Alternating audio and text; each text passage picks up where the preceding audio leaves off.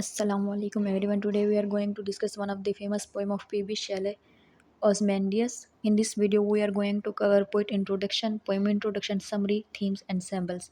Before starting our poem, first of all, we will see our poet introduction. P.B. Shelley was born on 4 August 1972 and died in 8 July 1882. English writer. ये कौन था? English writer था, romantic poet था. Shelley did not achieve fame जब वो ज़िंदा था. His life time जब वो ज़िंदा था उसको तब कोई शोहरत नहीं मिली, लेकिन जब क्या होगी उसकी डेथ हो गई तब उसकी वर्क और पोइम्स क्या होंगे, फेमस हो गई. ये सारा इंट्रोडक्शन मैं पिछली वीडियो में आपको बता चुकी हूँ. इसके फिर कुछ फेमस वर्क्स थे: Ozymandias, love philosophy, ode to the west wind cloud, sensitive plant. Love philosophy भी हमने कवर कर लिया, ओड टू वेस्ट वाइंड भी हो गया. आज के लेक्चर में हम कवर करेंगे ऑज़मेंडियस. अब हम देखेंगे अपनी पोएम का introduction. Ozymandias is a sonnet. अब ये क्या है? सोनेट है. सोनेट कौन सी पोएम होता है जिस पोएम के अंदर कितनी लाइन्स हो? 14 लाइन्स हो. It's mean that Ozymandias is 14 line poem written by English romantic poet P.B. Shelley. It was first published in 11 जनवरी 1888. अब अगर हम कंट्री देखें तो कहाँ पे लिखी गई? इंग्लैंड के अंदर. लैंग्वेज कौन सी यूज़ हुई है? Modern English. फॉर्म इस पोएम की कौन सी है? सोनेट है. Meter loose iambic pentameter. Rhyme scheme अगर हम इसकी देखें तो A B A C D C E D E F and E F. ये है इसकी राइमिंग स्कीम.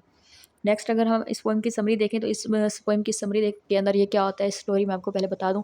एक जो हमारा ऑथर होता है, राइटर जो है हमारा पीबी शैले, वो एक ट्रैवलर से मिलता है जो कि इजिप्ट जो है ना, मिस्र, वहाँ से वो होके आया हुआ होता है.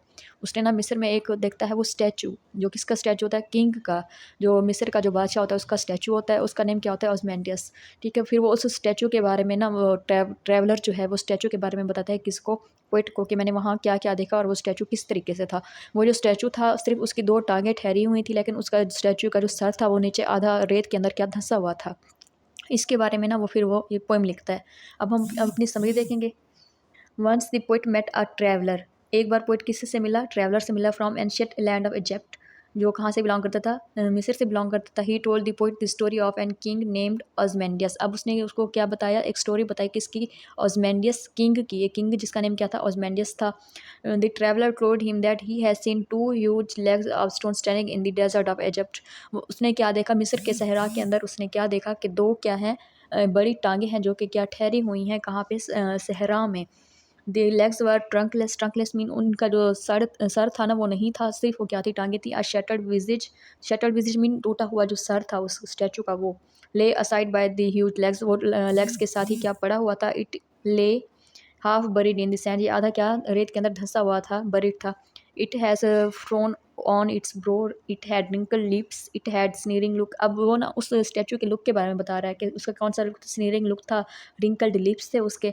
There was expression of cold command in the eyes. फिर उसकी आंखों के अंदर क्या था? कौन से एक्सप्रेशन थे? कोल्ड कमांड के एक्सप्रेशन थे.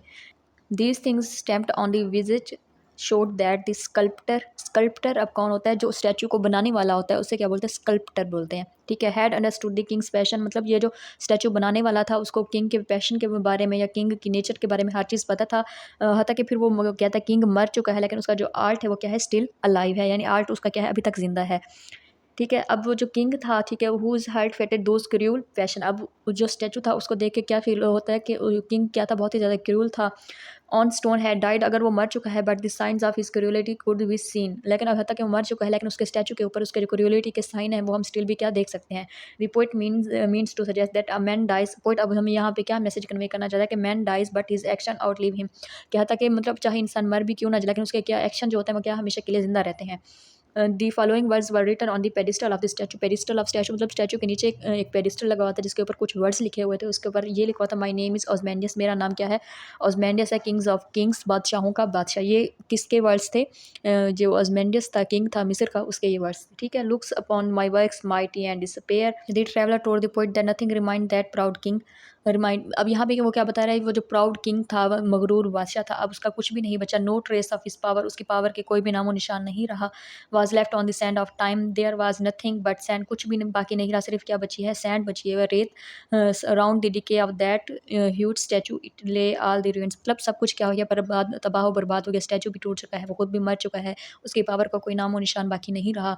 तो फिर यहाँ पे ना इस पोएम के एंड में हमें राइटर जो है क्या एक मैसेज कन्वे करना चाहता है कि इस दुनिया के अंदर कोई भी चीज़ नथिंग फॉर एवर, कोई भी चीज़ हमेशा के लिए बाकी नहीं रही थी, चाहे वो पावर हो, चाहे वो इंसान हो, या चाहे वो जो भी चीज़ हो, हर चीज़ को एक ना एक दिन क्या ज़वाल आना है, हर चीज़ ने ना मतलब ख़त्म ही होना है, कोई भी चीज़ इस दुनिया के अंदर क्या है बाकी नहीं रहती। ये था इस पोएम की छोटी सी समरी।